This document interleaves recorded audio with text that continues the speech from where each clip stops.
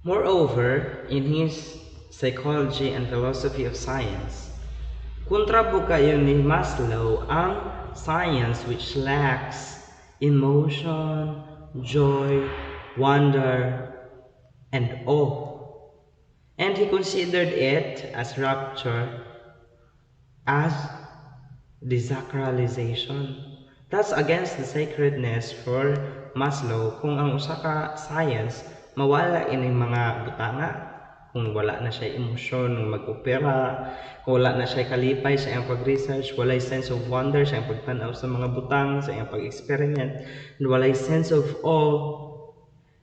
That's a desacralization of nature according to Maslow, and he himself promotes the sacralization of nature. And for him, the resacralization is about instilling science with human values, awe, creativity, emotion, and ritual. Hatagan na to mga maayong mithi ang science. Sense of wonder, creativity, color for everything, emotion, pagbati, and ritual.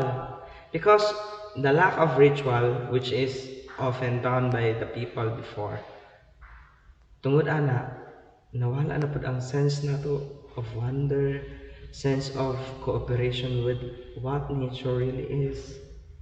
And for Maslow, that's the thing, to resacralize science, to resacralize what is lost by science, the emotion which need to impart in the way we deal with the natural resources or the natural creation we have.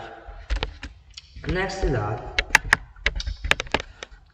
he argues for Taoistic attitude, non-interfering, the passive and receptive, sheer fascination instead of prediction and control. Kining Taoism, kung ato ni studyhan sa philosophy, Taoism, the attitude of a Taoist is that of kanaganing mo go with the flow of nature instead of interfering, which are kung ato ang tanawon sa history of science, beginning from Francis Bacon, nga instead of allowing what the nature could offer, they intended to torture science to reveal its secrets. So para sa mga tao dili ngunana, we need to non-interfere, we need to be passive and receptive in order to experience the awe of the createdness of nature. So in turn, he calls psychologists to be first healthy people, kung saan man yung pagtabang pag himuog kuan kung di ka healthy, maghimog mga butang kung di ka healthy, and especially psychologically healthy. In fact, karon, di ba, before a person could be a real psychologist, he or she needs to experience healing of his psychological issues first. So that's in order for him to be healthy and be able to help others. Next is that he is able to tolerate ambiguity and uncertainty. Katong mga psychologists nga dili makadawat ug unsay makalibog dira sa complexities of the human person, they are not worth considering a psychologist, a good psychologist. And the uncertainty, kaya ang mga tao is full with uncertainties. Na kung dili ka dawat ang mga psychologists anak, so makaluluoy ang ilahang pasyente. And for Maslow, they need to be intuitive, then rational, insightful, and courageous enough to ask the right questions.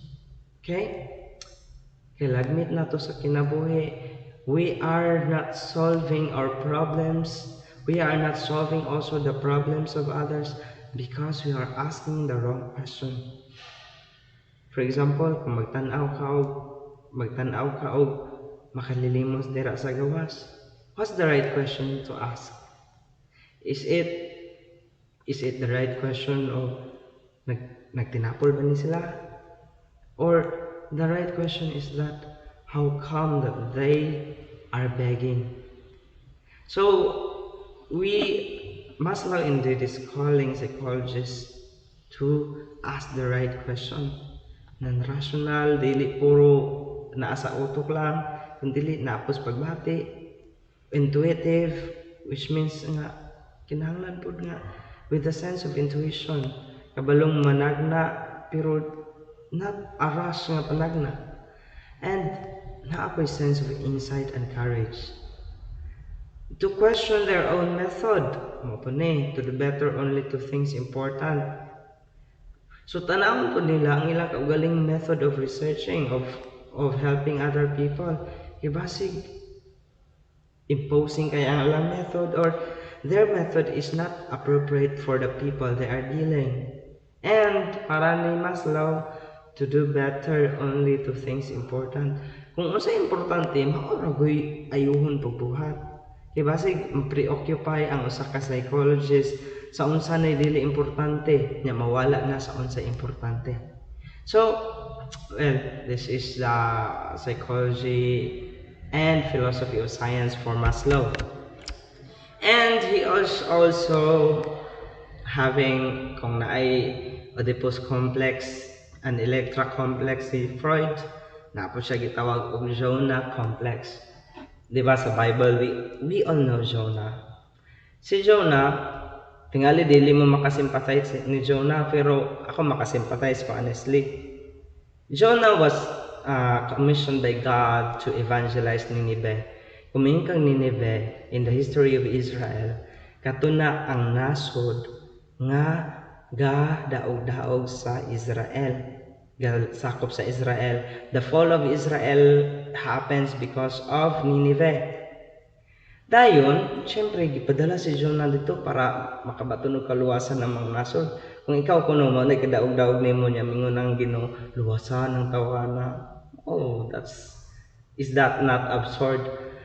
Is that not absurd? So, muna siya.